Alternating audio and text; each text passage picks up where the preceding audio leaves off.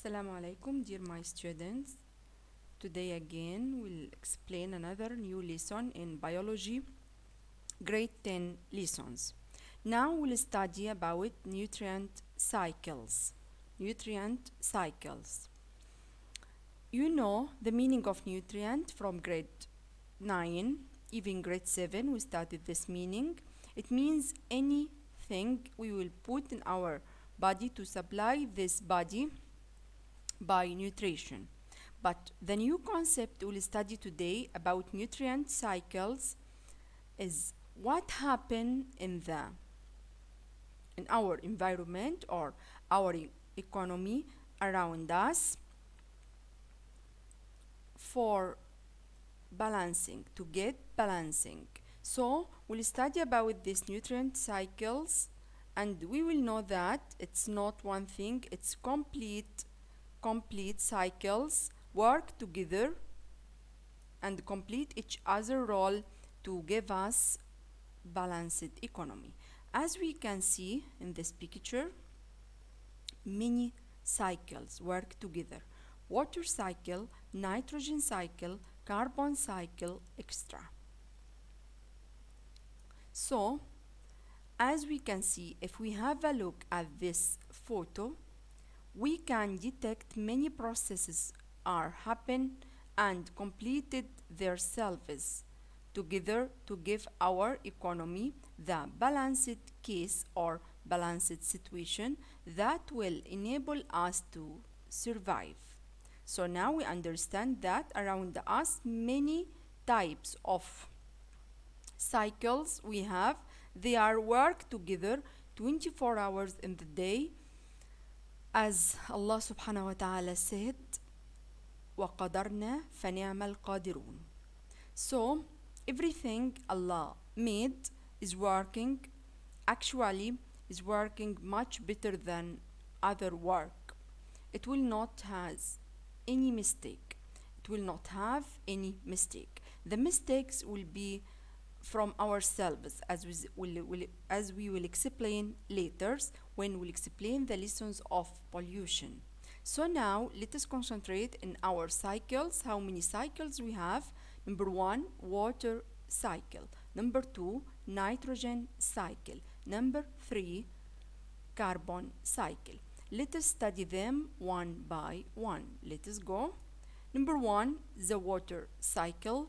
The water cycle, as we can see now, the factor that will be in this cycle, the main factors are our sun. You know, sun is our main source of any energy or anything in this world. So number 1, the sun. Number 2, our earth includes our water surface and our soil. Soil, when I'm talking here about soil, I'm talking about anything, any contents in the soil. Even rocks, even the deep water ground under the soil, we will talk about in this water cycle. So let us start. How the cycle works. How the cycle works. Number 1, the sun heats the water surface side by side with the plant. So when the sun will give us the heat on the earth, what happened? The water surface, also the soil, will be heated. The soil here, I mean the plant. So what happened for the water surface and what happened or what is the effect in case of the plant? In case of water surface, evaporation will occur.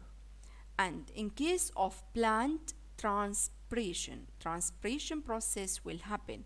About evaporation, we know even from grade 5. It's a physical process happen when the water will start to be changed from its liquid case to its gas case. So evaporation easy. Transpiration also is easy. We had studied this concept in grade 9. Transpiration, as we studied in grade 9, means the losing of water from the plant surface. It considered in the plant considered as us in our body sweat equals sweat in our body. When we lose water in case of or form of sweat, same the plant will lose water in case of something called transpiration. So both cases, evaporation and transpiration, will make same result. It will form vapors. So now we have vapors will go from the plant, from the water surface to the sky.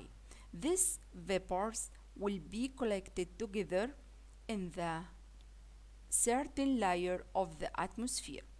I think you studied before in your social studies lessons till grade 8. Last time you studied about the atmosphere layers was grade 8. So now you know there is a certain layer in this atmosphere layers, the fogs will be collected in it. But here in our lesson, I want to mention that the fogs will be cold after time and will form drops of water as a condensation process will happen. What about this condensation process? It's like evaporation, as it will be also a physical process. But what happen in case of condensation? I'll remind you. Condensation, in case of condensation, the heat object, when it will be cold, it will give us drops of water. And the object now, I mean water. When water will be cold, in case of some heat, it will give us the gas, if it will give us the liquid phase or stage, and it will form drops of water. These drops of water, I mean here when I mention it, drops of rain also. These drops of rain will be collected also, and it will be very heavy. Once it will crash, it will have any crash, it will transport by winds from a place to another place and go to another place. As I told you, it's very heavy. That time it will start to rain. Can you imagine that what will happen when it will start to rain again and again? The earth will return back the water, as the water surface will be full again of water, and also the soil will absorb water. The plant will absorb water from the soil again and again. Same cycle will be repeated. So let us detect now by the drawing. Number one, here we have our sun. Always I should start with the sun. So by sun heat, evaporation will happen, transpiration will happen.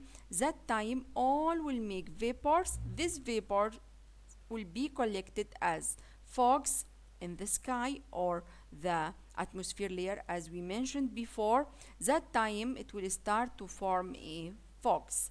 This fogs, by condensation process, it will form the rain. Many sources or many forms we have for water to be in the earth again, not just rain.